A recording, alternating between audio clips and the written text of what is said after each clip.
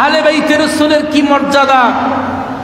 নবীজির একজন বিশিষ্ট সাহাবী হযরতে আবু হুরায়রা রাদিয়াল্লাহু তাআলা আনহু, যিনি রাসূলের সবচেয়ে বেশি হাদিস বর্ণনা করেছেন, এই আবু হুরায়রা রাদিয়াল্লাহু তাআলা আনহু তিনি ইমাম হুসাইন রাদিয়াল্লাহু তাআলা আনহুর নিজের চাদর, গায়ের চাদরের আঁচল দিয়ে ইমাম হুসাইন রাদিয়াল্লাহু তাআলা আনহুর পা থেকে ধুলাবালু পরিষ্কার করে দিচ্ছেন। সুবহানাল্লাহ।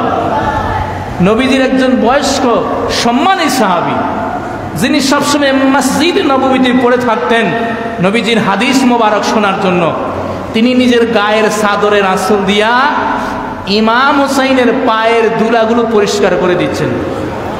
ইমাম হুসাইন বিরক্তি ভাব বোধ করলেন যে আপনি এটা কি করছেন, আপনি একজন সম্মানী সাহাবী, আপনার গায়ের চাদরের ইজ্জত রয়েছে, আপনি আমার পায়ের ধুলা কেন পরিষ্কার করে দিচ্ছেন?